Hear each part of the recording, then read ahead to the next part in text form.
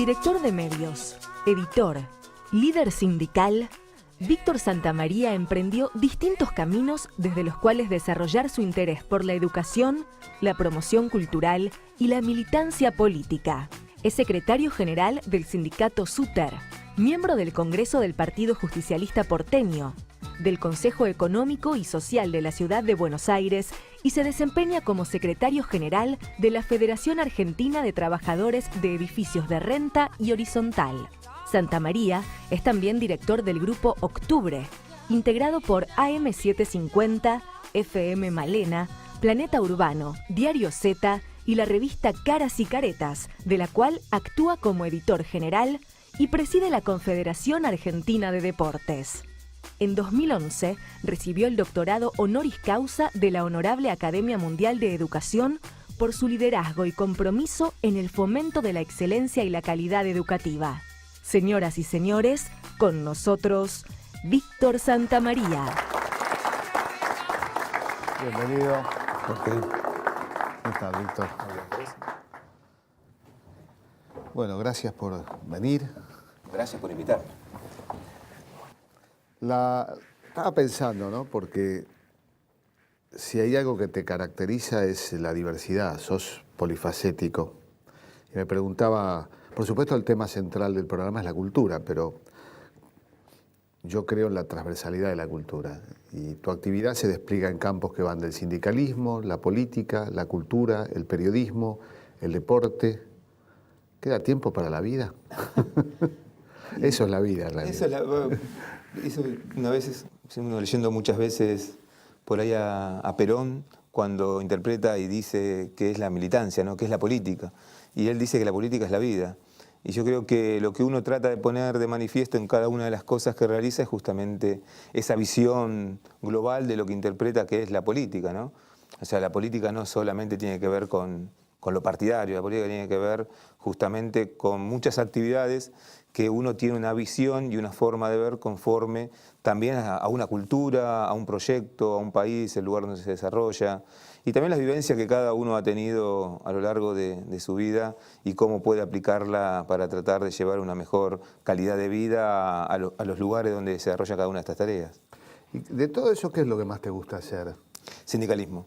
Sindicalismo. Sí. Que es de alguna manera lo que hiciste desde un principio, porque el sindicalismo te acompaña desde que naciste prácticamente, ¿no? Desde muy joven. Sí, desde la cuna, porque ya mi padre es dirigente sindical. La verdad que con él aprendí lo más importante, no solamente como de padre a hijo, sino también en lo que tiene que ver con la actividad sindical, la representación, respetar los valores, respetar a los compañeros, escuchar a los compañeros, tratar de tener una organización sindical que esté al servicio de un grupo determinado de compañeros, en este caso nosotros como trabajadores de edificio, tratando de llevarla a lo más alto posible. Y lo más alto posible no tiene que ver con grandezas materiales, sino tiene que ver con dignidad. Y nosotros, nuestra actividad viene una actividad que fue muy castigada durante muchos años. Y creo que a partir justamente de que nosotros, este espacio político, pudo tomar la responsabilidad de llevar adelante al frente del sindicato, es que hemos crecido en muchas cosas que tienen que ver con nuestra propia cultura y con nuestra propia forma de ser como trabajadores de edificio, que también es muy polifacético. El trabajador de edificio es una personalidad que lo primero que tiene que tener es solidaridad. En segundo lugar, conocerse y relacionarse con todos los que viven en su edificio y saber un poquito para charlar de cada uno de los que viven ahí para tener una mejor relación. El SUTER, Sindicato Único de Trabajadores de Edificios de Renta y Horizontal. Miren qué nombre raro, ¿no? Pero, ¿sabes? Hay una cosa que pocos saben, y yo lo aprendí, como sabés, profundizando en la historia del peronismo, que es que en una época los edificios de 8 pisos, hasta la época de Perón, no eran de muchos dueños, sino que tenían un solo dueño. Era de renta. Eran edificios de renta. La propiedad era una sola, la del lote. Exacto. ¿no? Sí, ¿Cómo fue la historia de eso? No, y la propiedad horizontal es una ley que nace a partir del año 47, 1947, con el peronismo, porque además empezaban a ver los bienes sucesorios, cambia también la ley de herencias, entonces, y también de la propiedad en sí. Entonces, para ser propietario no había una forma, como decís vos, digamos, había un edificio que era el dueño, que vivía de esa renta, y eso le daba el carácter de edificio de renta. A partir del año 47, cuando se sanciona la ley de propiedad horizontal, que es una ley que viene de Francia principalmente, especialmente de París, porque viene de las comunas de París, donde justamente se hace a través de un porcentaje determinado del edificio, que es lo que cada uno es dueño y que uno comparte en forma común. Y es una ley que realmente revolucionó lo que tiene que ver con la propiedad en nuestro país y también marcó tendencia a nivel mundial. Y a partir de ahí el sindicato se llama Sindicato de Propiedad Horizontal. Un sindicato que a su vez teníamos siempre un gremio que nosotros hoy seguimos queriendo y apreciando mucho, que formaba parte de nuestro sindicato, que es el de personal doméstico. Antes era el sindicato de rentas y personal doméstico. A partir del año 55, 56, cuando es el golpe de Estado, con una fuerte tendencia a dividir los sindicatos y a atomizar mucho el movimiento obrero, y además de las intervenciones y los gremios amarillistas, en el caso nuestro, que fue intervenido, justamente dividen lo que tiene que ver con personal doméstico con trabajadores de edificio. Pero es una tarea que siempre nosotros tratamos de que no sea solamente el encargado de edificio, la persona encargada de la limpieza, sino que es una persona que tiene muchos otros servicios también que dar dentro de ese inmueble en el cual presta su trabajo. Hay una característica particular del trabajador de edificios, es que vive en su ámbito de trabajo. Es uno de los pocos ámbitos de trabajo donde se podría pensar, yo no creo que sea del todo así, de que hay más jefes que trabajadores. En la práctica te podría decir que sí, en la legalidad no es así, No es así. pero en la práctica es así, digamos. Y además es la particularidad. En un edificio, digamos, hay edificios de 100 departamentos. Sí, más. Y la gente no trabaja y vive ahí. El que trabaja ahí es el encargado, digamos. Sí, vive, trabaja ahí y lo hace con su familia. Entonces también la relación no es solamente una relación de trabajador-empleador, sino donde la familia tiene mucho que ver con la relación laboral, aunque legalmente no la tenga. Pero la familia es el hijo del encargado es muy particular. Yo fui más años hijo de encargado que encargado de edificio. La mujer del encargado también tiene una relación muy particular con el edificio, o el marido en el caso de que la mujer sea la titular. O sea, es una relación muy difícil, pero también una relación que cuando se logra hacer y se logra hacer bien, esa familia o ese encargado de edificio tiene una antigüedad de 30 años en el edificio y los propios propietarios son los que quieren que se quede y que no se vaya porque es parte de su familia. El encargado le genera además no solamente los servicios que tiene que hacer un encargado, sino le genera seguridad. Porque es muchas veces, o aunque no corresponde a la persona que uno le deja la llave cuando se va de vacaciones, es el que recibe los hijos cuando llegan del colegio, es la persona que conoce el funcionamiento del edificio, y esa persona, la gente que vive en el edificio, lo aprecia muchísimo. En una fábrica, los obreros metalúrgicos, una fábrica metalúrgica, los obreros se conforman niveles de solidaridad que tienen que ver, bueno, con el trabajo, las particularidades del trabajo fabril. ¿Cómo son los niveles de solidaridad en un gremio de estas características? Es un gremio muy individual, pero es un gremio muy solidario entre sí. Yo creo que justamente la posibilidad de juntarnos, de ser una pequeña fábrica o una gran fábrica, le da la posibilidad de pertenencia al sindicato. El sindicato ha logrado unir a los trabajadores de edificio por barrio, por la ciudad de Buenos Aires, por municipios de la provincia de Buenos Aires.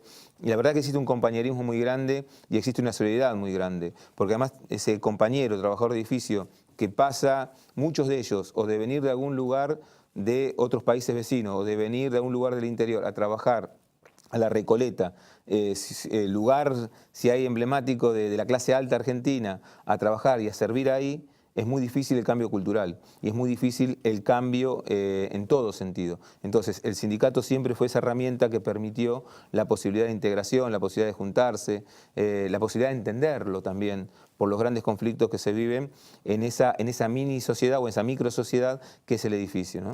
¿Cuándo nació el sindicato? El sindicato nació un 2 de octubre del año 1942. Yo sé la historia, sé algunas cosas en torno al sindicato. Una de ellas, que un dirigente sindical del gremio de encargados de edificio fue uno de los gestores del 17 de octubre. Fue parte del reducido grupo que impulsó, no exactamente el 17, pero sí el paro del 18. Sí, el famoso paro del 18. El paro del 18 que nunca, bueno, que se da, pero que el 17 se da la gran movilización popular que rescata a Perón de la prisión de Martín García. Eso por un lado.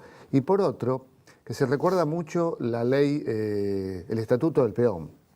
Pero para la misma época que Perón saca el Estatuto de Peón, que tanto irrita a la llamada oligarquía, a los terratenientes, porque Perón se había metido más allá de las tranqueras, se les había metido en la estancia, una ley que no es, digamos, una ley común, normal, pero irrita porque los estancieros sintieron que se metía el peronismo, el naciente peronismo en la estancia, pero para la misma época, Perón se les mete en los dormitorios o en los pasillos, porque saca también, porque de alguna manera recibe a los trabajadores de hace la ley, la 12981, que es justamente el estatuto especial que tienen los trabajadores de edificios, que aún hoy se mantiene con varias modificaciones, que tiene que ver justamente con reglamentar cosas básicas que hacen a la vida de nuestra actividad, ¿no? Pero fíjate que así y todo, recién en el año 74, fin del 74, principio del 75, se sanciona en nuestra actividad la ley de las 8 horas.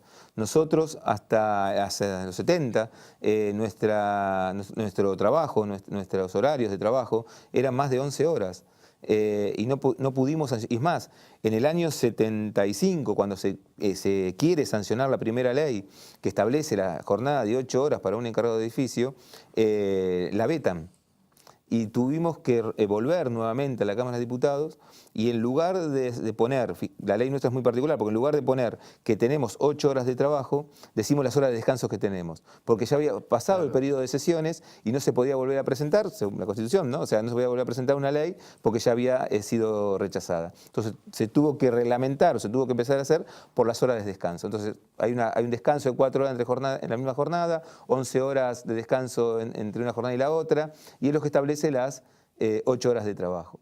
Pero fue muy, muy particular, fíjate lo resistido que era justamente poder tener una ley que proteja a los trabajadores de edificios. Y fíjate aún más, si vamos al personal doméstico, recién este año se pudo sancionar una ley que fue de mucho trabajo y de mucha fuerza y de mucha decisión política de parte de la presidenta, asociada una ley de personal doméstico, donde le dé dignidad a más de 1 millón de trabajadoras y trabajadores de esa actividad. Entonces, todavía los resabios de esa Argentina oligárquica o terrateniente o de mantener los privilegios sigue siendo en algunos sectores fuertes, digamos, ¿no? Cuando uno va sobre un derecho es porque alguien lo está perdiendo, ese privilegio. Entonces, eso es también un trabajo importante que el movimiento obrero en general ha desarrollado durante muchos años. Claro, yo recordaba, ¿no? Todo esto de la actitud de Perón y la relación de Perón. Perón vivía con Evita en un edificio de renta. En la calle Posadas. En la calle Posadas, vivía en el corazón del barrio norte. Hay un episodio que yo relato en mi novela, en Juan y Eva, que es que 3 vecinas de apellidos, portadoras de muchos apellidos, y se sabe los apellidos porque fueron presas, marcharon hacia la casa de Perón y la escupieron. La pregunta es, ¿qué las indignaba más? Si el Estatuto del Peón o la ley de los encargados de edificios de renta, probablemente ambas. O sea, ambas, porque seguramente es como la vieja de los terratenientes argentinos, o sea que explotan a los trabajadores en el campo, pero viven en la ciudad de Buenos Aires. Claro, ¿no? Totalmente. Y bueno, pareciera que no tiene que ver con la cultura, pero hablabas de la calidad y hablabas de los espacios de encuentro. Si hay algo que caracteriza el Shooter es la diversidad de espacios de encuentro, ¿no? Porque ya no hablamos de... En general los trabajadores tienen como espacio de encuentro central el sindicato, pero cuando uno piensa en Shooter podemos hablar de distintos espacios de encuentro que van desde el sindicato hasta la salud, la educación, el deporte y la cultura.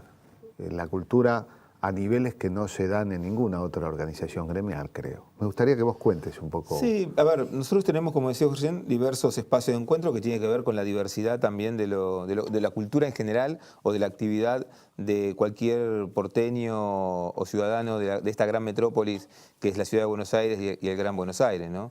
Espacios culturales y espacios educativos, espacios del deporte. Nosotros entendemos también el deporte como una mejora en la calidad de vida que tiene mucha relación con la educación. Fíjate que un encargado de edificio para cualquier trabajador obrero en la ciudad de Buenos Aires es muy difícil encontrar lugares de deporte que puedan realizar actividad deportiva en forma gratuita y que sea de calidad y tener una pileta cubierta para hacer actividad de natación durante todo el año. Pero eso además tiene que ver con algo profundamente en nuestra salud.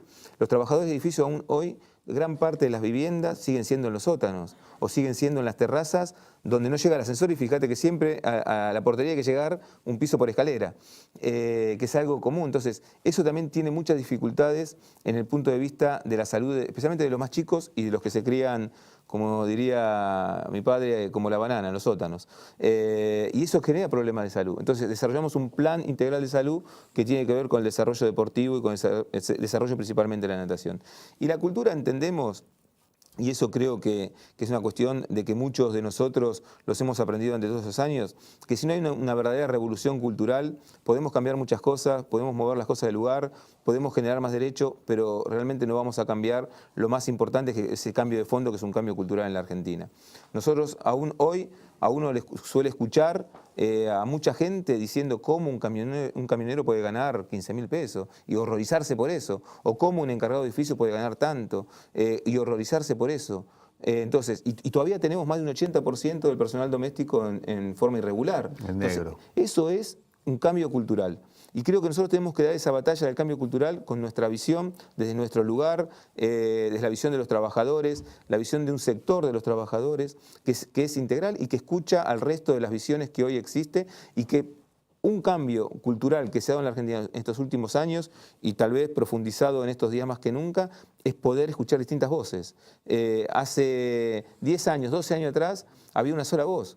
Y uno tenía el boletín oficial, que era el monopolio que llevaba adelante la información en la Argentina, y no podíamos tener otra posibilidad de poder escuchar a otros actores de nuestro país. Y cuando digo actores de nuestro país, no solamente digo en la ciudad de Buenos Aires, sino en todo nuestro país, de lo más federal posible. Y creo que esa herramienta que en estos últimos 10 años se fue dando, es la que nosotros tratamos de agarrar en nuestras manos como trabajadores y tratar de desarrollarla de la mejor forma posible. Por eso tenemos emprendimientos culturales como es Caras y Caretas, lo que tiene que ver con nuestro propio centro cultural, en herramientas de educación que hemos tenido la posibilidad de desarrollar en estos últimos 10 años, que tiene que ver con tener una universidad creada y gestionada por trabajadores. Esos son cambios culturales que creo que a lo largo de la historia de nuestro país van a quedar. Y yo creo que hay muchos sindicatos que están también en esa misma sintonía. Sindicatos que realmente por ahí no tienen la difusión de lo que están haciendo, pero muchos de ellos están haciendo verdaderos cambios que uno se asombra porque no lo ve ningún sindicalismo del mundo, compañeros de Mata, los compañeros de la UON, los compañeros de la UOCRA. La UOCRA tiene el primer canal de televisión de un sindicato. Cierto. Sí. Y eso es una revolución. De muy buen nivel. Muy buen nivel. Y eso es una revolución también cultural. Centros de formación profesional. La UON acaba de formar el año pasado más de 60.000 trabajadores de la metalúrgica. Entonces, eso también tiene que ver con un cambio cultural, porque la formación profesional no es solamente formar técnicos, sino esos técnicos tienen una visión y una mirada del país diferente que si lo formaría el empresariado. Entonces, esa posibilidad que hoy tiene la Argentina es una posibilidad que creo que los trabajadores tenemos que aprovechar. Como decía Lula el día que inauguró la universidad nuestra, denle a los trabajadores o a los que menos tienen una oportunidad. Y yo creo que nosotros estamos aprovechando esta oportunidad histórica por la cual está atravesando la Argentina. Yo estuve el día que Lula estuvo en el lanzamiento de la UMED, de la universidad. El nombre completo es Universidad Metropolitana para la Educación y el Trabajo. Para la Educación y el Trabajo. Lula no tiene estudios secundarios, ¿no? ¿Eso en la Argentina vos imaginás posible que un dirigente sindical en la Argentina alguna vez sea presidente como de Brasil? Yo creo que sí. O sea, a ver, no hay nada que lo prohíba. Creo que puede ser tranquilamente un dirigente sindical candidato a presidente. Creo que Lula siempre dice, yo tuve 2 títulos, digamos, el del primario y cuando me recibí de presidente. Y la verdad que y Lula lo cuenta emocionado, porque cuenta la emoción de la madre cuando él se recibió de técnico metalúrgico también en la CUT, y luego cuando recibe su título, digamos. Y él lo dice emocionado por la mirada de la madre hacia él también. Entonces él dice, yo mi mayor expectativa era conducir un camión de chico. Hoy tengo que conducir Brasil. Qué bárbaro. Entonces, creo que esa visión es la que también ha cambiado muy profundamente Brasil. Y un Brasil no solamente hacia adentro de Brasil, sino también un Brasil integrado regionalmente con todos sus hermanos pares en la región. Y eso creo que es un orgullo. Y la verdad que uno como trabajador se siente orgulloso de ver eso, digamos, ¿no? Porque otra de las cosas que ha cambiado en los últimos tiempos es esta visión más regional de los argentinos, ¿no? Siempre nuestra visión fue más eurocéntrica, o sea, mirábamos más qué pasaba en Europa para copiarlo acá, que mirar lo que pasaba con nuestros hermanos en toda Latinoamérica y tratar de integrarnos y tratar de generar nuestras propias convicciones y nuestros propios objetivos. Yo creo que los grandes líderes que hoy tiene la región justamente ayudan y configuran una mirada propia de Sudamérica, por lo menos, ¿no? La verdad que mirando la historia reciente, mujeres presidentas, un trabajador como Lula presidente, un representante de los pueblos originarios como Evo Morales dirigiendo los destinos del país con mayor porcentaje de población originaria, un mestizo o mulato como Chávez dirigiendo los destinos de Venezuela. Son esa mirada panorámica de la historia reciente de Sudamérica realmente nos da la esperanza de que hay cambios muy profundos que se están dando y que esperamos continúan, porque son presidentes que se parecen, como tantas veces se ha dicho, cada vez más a sus propios pueblos. Bueno, vamos a un corte y seguimos conversando con Víctor Santamaría.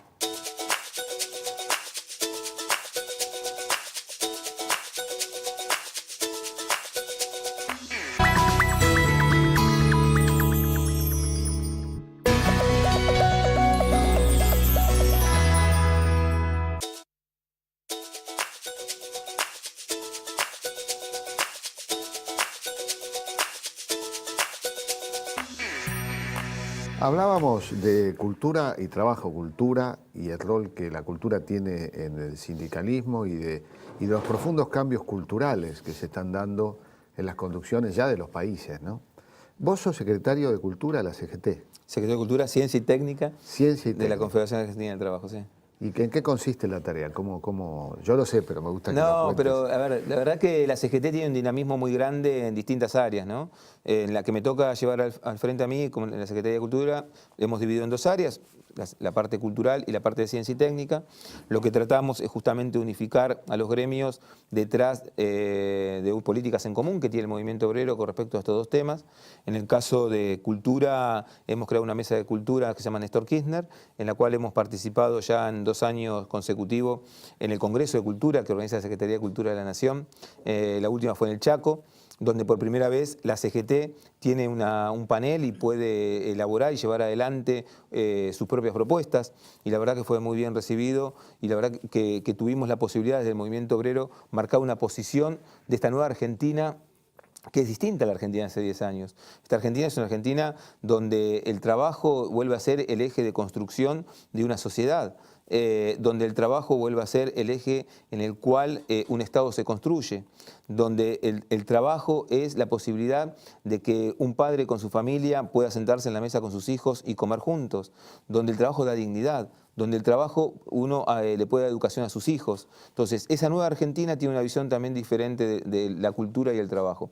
Y eso fue lo que fuimos a manifestar en un documento que realizamos entre todas las organizaciones en el Congreso último de Cultura. Y también en Ciencia y Técnica es lo mismo, digamos, cuál es nuestra visión como movimiento obrero de lo que tiene que ver con la ciencia y con la técnica, rescatando estos últimos años donde la Argentina tiene un Ministerio de Ciencia y Técnica, donde hemos repatriado muchísimos profesionales que fueron formados por la Argentina y que después su capacidad de formación la explotaron en otros países en lugar de poder hacer nosotros como país, porque no tuvimos la posibilidad de contenerlo y hubo gobierno que los expulsaba. Estos últimos tiempos hubo un gobierno que los llamó nuevamente y vinieron y pueden y aportan hoy todo lo que se hace en materia de ciencia y técnica. Y eso también tiene una visión desde el movimiento obrero, una ciencia y técnica que genere más empleo, no una ciencia y técnica que genere desempleo, que son dos visiones diferentes. Y en eso la verdad que hemos tenido un apoyo muy grande de parte del ministro, Lino Barañao, en posibilidad de dialogar, de poder contarle a él nuestras experiencias, nuestra visión. Nos vamos a juntar dentro de muy poco con la ministra de Industria, o sea, tratando de vincular al movimiento obrero con los distintos estados, con el sector privado también, para llevar adelante políticas propias desde la CGT a estos, por lo menos a estos dos casos que tienen que ver con la cultura y con la ciencia y técnica. Ese es uno de los dilemas actuales, ¿no?, del capitalismo, el modo en que la tecnología se devora a los hombres, ¿no? Tomás Moro decía, las ovejas se están comiendo a los hombres en el siglo XVI, la producción de lana, de la naciente estructura industrial de Inglaterra determinaba que los campos se llenaban de ovejas y las ovejas no solo se comían el pasto, sino que expulsaban a los hombres del campo y de ahí esta imagen de que se comían a los hombres. Algo como que pasa ahora, que la soja se come a las vacas y a veces a los hombres y mujeres. Sí, pero es producto del sistema capitalista, ¿no? O sea, creo que cuando el mundo pasa al sistema capitalista, que se empiezan a generar las primeras industrias, es donde es atraído el hombre justamente desde el campo hacia los grandes centros urbanos, ¿no? Y se empieza a crear prácticamente el sistema que vivimos hoy, esta contradicción o esta lucha permanente entre el capital y el trabajo, donde muchas veces hemos pasado de distintos sistemas a la posibilidad de la creación, por lo menos en la Argentina, que fue algo muy prolífero, que fue la creación de los gremios y de los sindicatos, y cómo resolver esa lucha que aún hoy muchos países tienen. Y es una lucha eterna que tiene más de 300 años. Y creo que la Argentina, a través de justamente de paritarias, de convenios colectivos, ha tenido la posibilidad de tener en una mesa los tres grandes sectores que conforman este sistema en el cual vivimos hoy, ¿no? Que llega el trabajo, el capitalismo y el Estado. Estaba pensando que, bueno, más de uno, en una sociedad donde sobreviven actitudes discriminatorias, yo creo que los encargados de edificios deben padecer alguna de estas conductas, ¿no? Sí, a veces más, a veces menos. La discriminación... Depende de los barrios, ¿hay alguna diferencia o no? ¿O es... Yo creo que no hay una diferencia abismal entre un barrio y otro. Lo que sí, hay sectores, o hay formación, o hay gente que tiene ciertos rasgos de discriminar. Pero vuelvo a repetir, no lo pongo como una característica propia de nuestra sociedad, ni siquiera en los sectores por ahí más oligárquicos de la sociedad porteña argentina. Creo que sí hay una cuestión de una mirada por ahí superior, sin poner en rasgo la discriminación en sí, digamos, ¿no? Pero yo creo que hay mucho más violencia laboral que casos de discriminación, ¿no? Que la violencia también es una forma de discriminar, porque la hace el que tiene el poder contra el trabajador o quien no tiene el poder. Y es un poco más anónima además, ¿no? O sea, no es visible. Sí, por ejemplo, lo que decías de la vivienda. ¿Hay alguna ley que determine en los edificios que se construyen mejores condiciones de habitabilidad y de vivienda para los encargados? Fue mejorando a partir de la llegada de la democracia. Ya en el año 87, 88, hubo un cambio, una ordenanza que modifica la vivienda del encargado. Hace 5 años atrás o 6 años atrás también una modificación de la ley de la legislatura de la Ciudad de Buenos Aires que modifica la vivienda del encargado y los servicios que tiene que tener.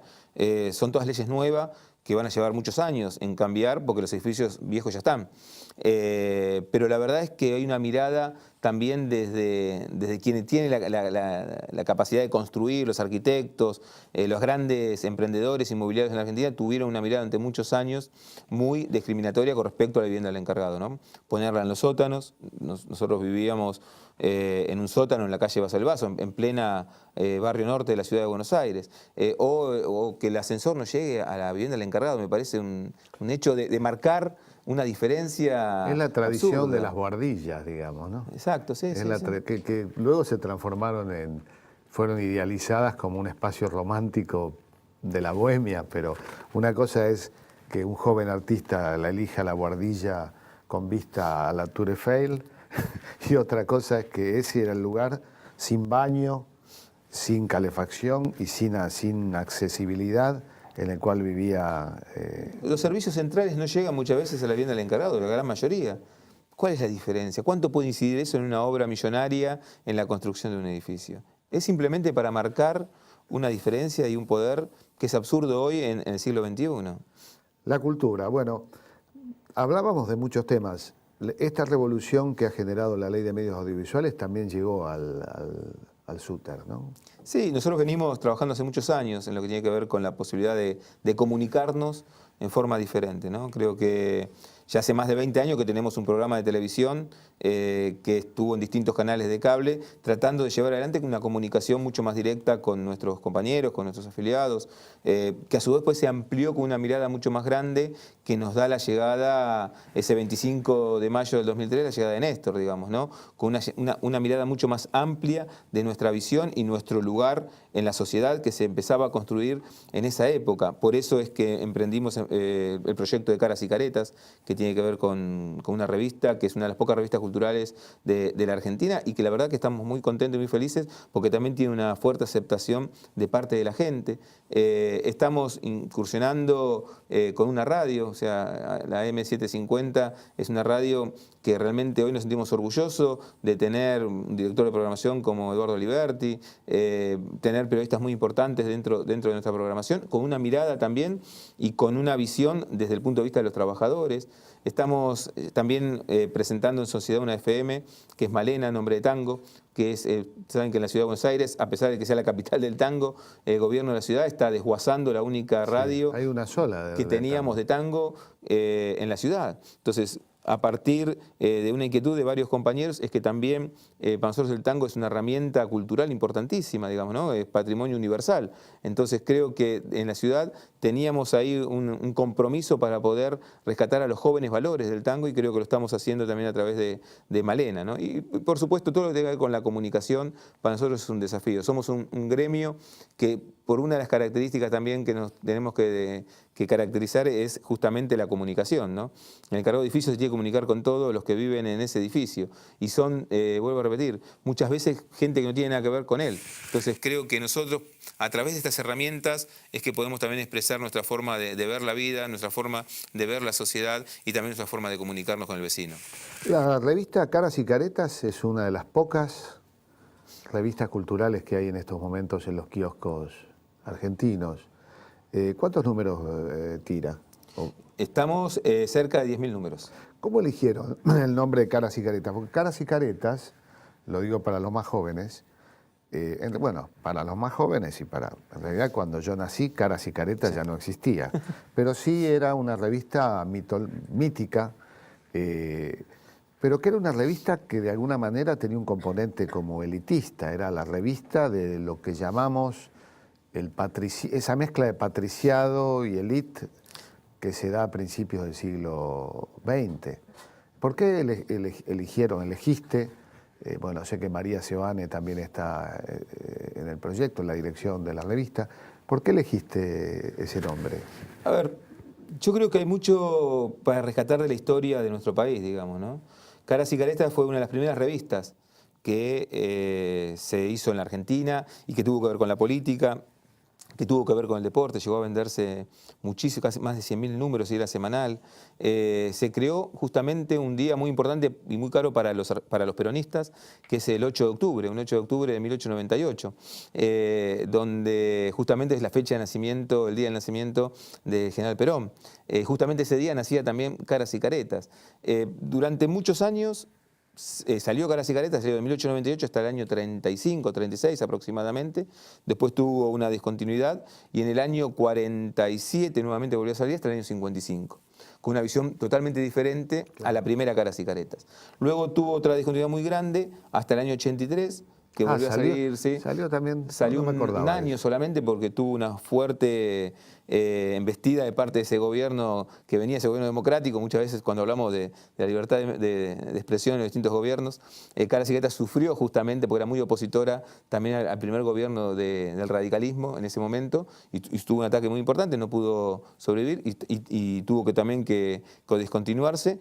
Y el que tenía la marca de Caras y Caretas era un compañero muy cercano al gremio, que era el compañero Héctor Descalzi, al cual él nos donó la marca para nosotros poder explotarla. Y a partir del año 2005 aproximadamente, junto con Felipe Piña y con María Seoane, y con un grupo muy grande de colaboradores, es que decidimos nuevamente tomar esa marca, porque creíamos que tenía una historia muy grande, rescatar esa historia de Caras y Caretas, tratando de rescatar también parte de la historia de nuestro país y de nuestra ciudad, y darle lo que nosotros entendíamos que la Argentina estaba viviendo en ese momento, en el 2005, y lo que está viviendo hoy. Tocando temas, los temas que tocan Caras y Caretas son temas de profundidad, no es una revista pasatista, sino que justamente lo que tenemos son gente que reflexiona sobre la temática que ese número ponemos en Caras y Caretas, ¿no?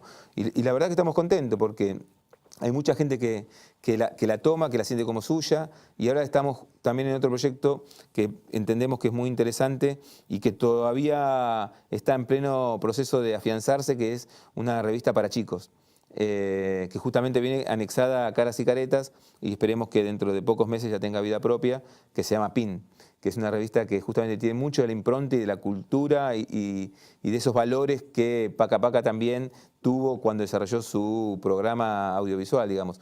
Nosotros queremos darles impronta, hoy en la Argentina no hay, desde el campo nacional y popular, una revista destinada a los chicos y creo que podemos tener un producto interesante para los próximos años. También has trabajado en producciones audiovisuales. Recuerdo, bueno, hay un trabajo que dirigí yo, que Sí. es Perón, apuntes para una biografía.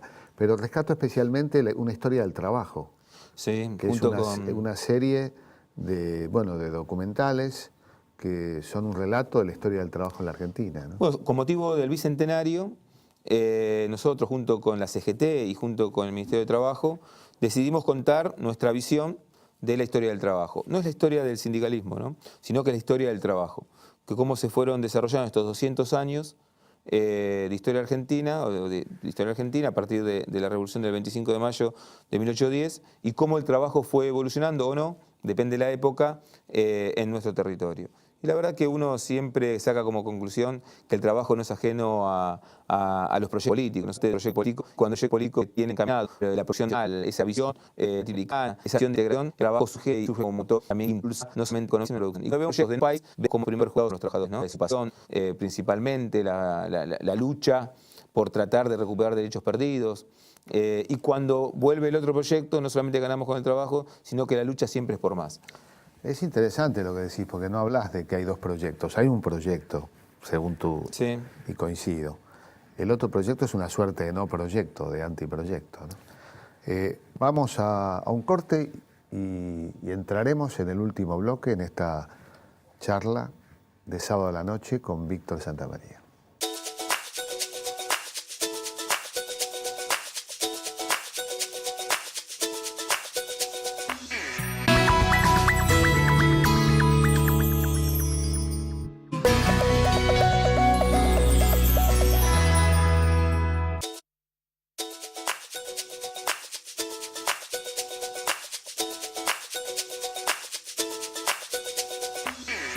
Estábamos hablando, bueno, de las características laborales del gremio de encargados de edificio. Ningún chico nace en una fábrica en la que trabaja su padre. Conoce las condiciones de ese trabajo de manera indirecta. Vos de alguna manera naciste en el medio laboral de tu padre. ¿De qué modo te determinó eso? Y yo creo que... No, creo que bastante. Creo que bastante. Creo que todo, no bastante. El lugar de juego, el lugar de estar, un lugar... los que son hijos de trabajadores de edificio lo saben muy bien, y los padres también, que es el lugar donde uno no puede invitar a sus amigos, porque es el lugar de trabajo del padre. Es muy raro que un hijo de encargado de edificio invite a un amigo a jugar a su casa. porque es prácticamente algo prohibitivo, digamos, ¿no? Nos marca mucho. Yo creo que tiene muchas cosas positivas. Nosotros, por lo general, nuestros padres siempre nos educan muy bien. No conozco muchos casos de hijos de trabajadores de edificio que tengan mala conducta en el colegio. Porque la verdad es que nos marca mucho la relación laboral. Somos el hijo del no se puede, de que no hace ruido. Un poco nos marca mucho esa relación. Y la verdad que yo puedo decir, después de muchos años y de verlo a la distancia, que la verdad fui muy feliz también ahí. La palabra más irritante, yo lo sé porque hemos hablado, cuando te dice alguien los porteros o el portero, a vos te pone mal eso, ¿no? ¿Por qué? Porque es despectivo, es discriminatorio, es para marcar posición y no es forma de valoración. Porque si a un chofer le dicen chofer no se tendría por qué sentir mal, Claro. o a un trabajador metalúrgico no se tendría que poner mal porque digan que es un trabajador metalúrgico. Como un encargado no se pone mal cuando le dicen que es un encargado o un trabajador de edificio. Fue parte de una lucha durante muchos años de tratar de cambiar esa visión de gran parte de la sociedad porteña principalmente con respecto a quien es un trabajador de edificio. Decimos que el portero es el cuadrado con botoncito y se llama eléctrico y está en la puerta. Que nosotros somos trabajadores de edificio y lo que tratamos también de tener esa visión. Encargados es un sector de nuestro sindicato. Nuestro sector madre es que somos trabajadores de edificio y en ellos confluyen el ayudante, el suplente, el sereno, el jardinero que viene a hacer las partes comunes de los edificios, el piletero que viene a limpiar la pileta también en un edificio. O sea, todos esos son trabajadores de edificio. Y lo que tratamos hoy es tener también una visión distinta del sindicato que empezó allá en el 42, donde solamente era el que limpiaba y estaba parado en la puerta. Hoy es una visión mucho más integral de los edificios, porque los edificios también tienen otras características y tienen otra tecnología también, que tenemos que tener trabajadores preparados para llevar adelante esa tarea. Vos sabés, Víctor, que nos acompañan siempre, bueno, como verás, representantes, alumnos, militantes de distintas organizaciones. Hoy están de la ONG Vientos Limpios del Sur, de la Casa de la Cultura de Barracas, de su núcleo de acceso al conocimiento. Hay también miembros del SUTER y de la Junta Vecinal de la Villa 2124. Que yo creo que cuando hablabas de esto de no poder invitar a alguien a tu casa, me parece que a muchos chicos que viven en una villa de emergencia y que van a un colegio que esté fuera de la villa, en algunos casos está cerca, les debe pasar lo mismo, ¿no? Esto se da de la dificultad, sobre la base de un prejuicio existente y que hay que poner a la luz, de no poder invitar a alguien a la casa. Bueno, ellos van a tener algunas preguntas para hacerte, o alguno de ellos. ¿Quién tiene alguna pregunta? Yo soy Juan Carnielo. Le pregunto a Santa María, ¿qué visión tiene usted sobre los empresarios? ¿Comparten la preocupación de tener una sociedad educada o privilegian el contrario de tener mano de obra barata? Depende del empresario. Hoy en día creo que, por lo menos eso es lo que me gustaría creer a mí, que hoy tenemos un empresariado con una visión distinta, como decíamos hace un rato, dábamos un ejemplo charlando fuera de cámara, al empresariado que propiciaba el golpe del 55, digamos, ¿no? Cómo ese empresario tenía una visión miope, porque hace unos años atrás otro secretario de Cultura me contaba su historia familiar, que él venía de una familia muy gorila, que era empresario textil, y que el padre propiciaba el golpe del 55. Y a partir del 55 se empezaron a cerrar las fábricas, y una de las fábricas que cerraron fue la del padre. Digo, ¿cómo esa visión todavía hay un sector de empresariado que la tiene? ¿Cómo pretenden? ¿Y qué actitud? ¿Hizo alguna revisión este hombre o siguió siendo antiperonista? Sí, siguió siendo antiperonista porque hoy es antiperonista nuevamente. Volvió a sus orígenes, me parece. Por algo Jauretche escribió el manual de Soncera, ¿no? Ha habido muchos sonsos. Gente educada, pero sí, mal educada, evidentemente. Mal educada, y la verdad que también habla bien de una visión integradora de este proyecto, tratando de sumar. Cuando dicen que no sumamos, que somos muy refractarios, cómo intentamos siempre sumar a distintos sectores que después se vuelven al espacio de la oposición, con razón, sin razón, como como quieran ellos interpretarlo. Pero sí me parece que el empresariado argentino, yo lo he visto en la última paritaria que me tocó cerrar, no solamente en nuestro sector, sino también con otros sectores de la economía, el caso de comercio, el caso de los metalúrgicos, el caso de los bancarios, cómo el sector ese sector del capitalista de nuestra economía, me parece que de a poco se está dando cuenta que si no existe un mercado interno fuerte, y cuando hablamos de un mercado interno fuerte significa plata en el bolsillo para los trabajadores, con salarios dignos, para que puedan consumir y seguir poniendo en marcha esa rueda productiva, que ellos son parte fundamental, el empresario argentino, y que se están dando cuenta que hoy en Europa están cerrando fábricas, que ya no le pueden vender más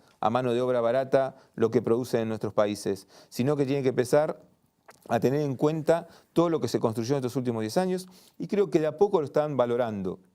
Por lo menos esa es mis ganas, que sea así, digamos, ¿no? Porque si no vamos a volver a repetir los errores del pasado, donde vamos a estar volviendo para atrás porque no nos gustan las formas y no se dan cuenta que lo más importante es el fondo, y ese fondo es tener empresas fuertes, y las empresas fuertes se tienen con trabajadores fuertes. Si no, estamos repitiendo un ciclo donde los argentinos ya vivimos, ya pasamos, y fue la crisis del 2001. Sí, yo sostengo siempre que en estos 30 años de democracia, el riesgo mayor para la democracia es la falta de memoria, ¿no? Con un poco de memoria podemos llegar a fortalecer la democracia, si no... Bien, ¿tenemos otra pregunta? Sí, mi nombre es Daniel. Mi pregunta es, ¿cómo definiría el escenario del sindicalismo argentino actual? Complejo, pero la verdad que yo hablo con muchos dirigentes sindicales de todas las posiciones, y la verdad que todos tenemos una visión clara de que el sindicalismo tiene que estar unido. Que lamentablemente estamos pasando por una situación que no nos es grata, que estar justamente en varias organizaciones. Hay sí una sola CGT, que es la que preside el compañero Caló, pero hay que entender que hay varias organizaciones sindicales, que nos gustaría estar a todos juntos, que por lo menos todos intentamos trabajar por la unidad del movimiento obrero, y cuando hablo de la unidad del movimiento obrero es la unidad de los trabajadores, porque no hay posibilidad de seguir avanzando en muchas de las concreciones que hemos tenido hasta ahora si los trabajadores no estamos todos juntos. Porque, vuelvo a repetir, el capitalismo o el capital se junta rápidamente detrás de sus objetivos. Y nosotros tenemos que tener la inteligencia de poder juntarnos, de poder trabajar, de tener proyectos claros en los cuales nos vamos a discutir y en los cuales vamos a presentar en nuestra sociedad. Creo que hay muchas dificultades para poder hacer esa actividad, pero estoy seguro que con la inteligencia de muchos de los compañeros del movimiento obrero y con la sabiduría que los caracteriza a muchos de ellos, estoy seguro que lo van a poder lograr. Espero que sea lo más pronto posible, porque también los trabajadores necesitamos tener una CGT única.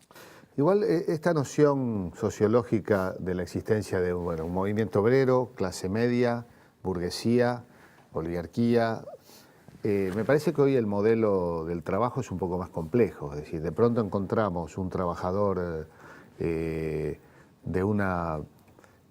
la industria automotriz, que es prácticamente, muchos de ellos tienen título terciario. Las categorías sociológicas del siglo XX, del siglo XIX, me parece que hoy no se dan.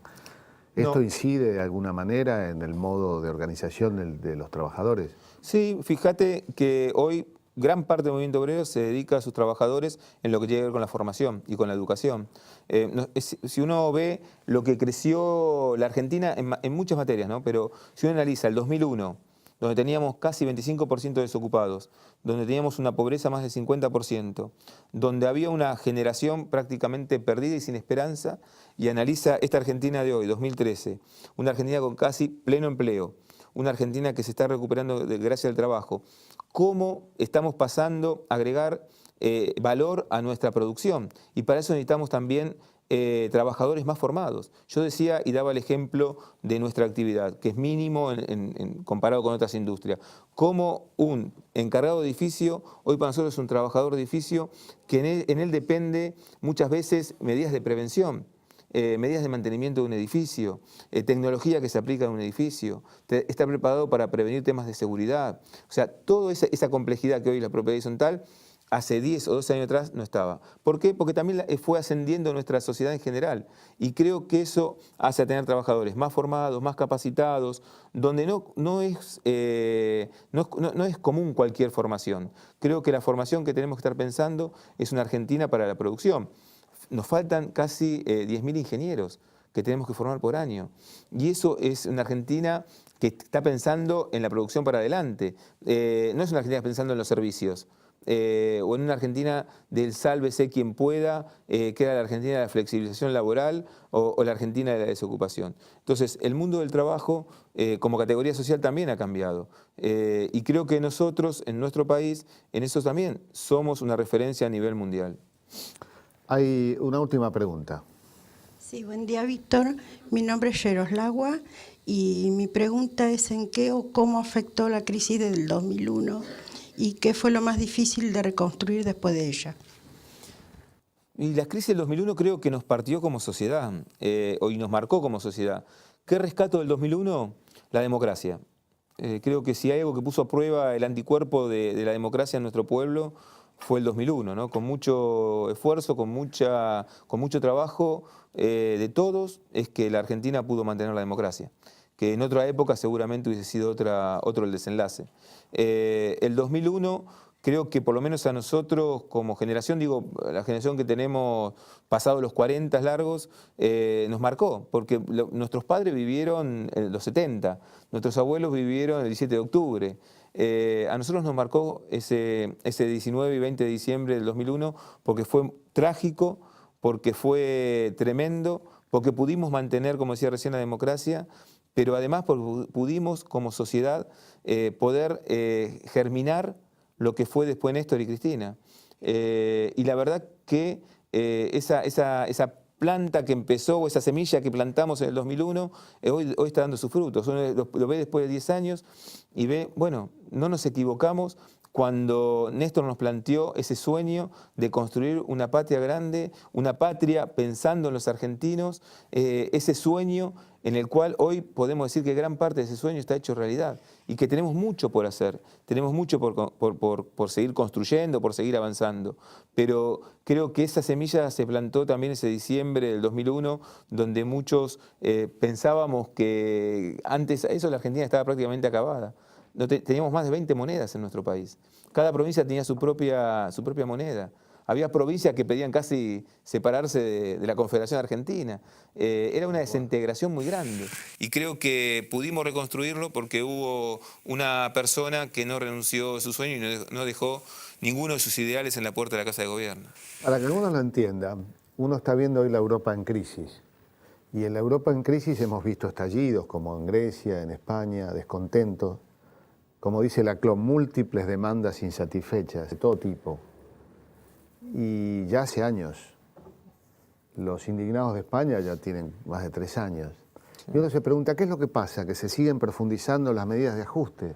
¿Qué es lo que no tiene España? ¿Qué es lo que no tiene Grecia que tuvo la Argentina? Yo creo que fue la aparición de un liderazgo político como el de Néstor Kirchner.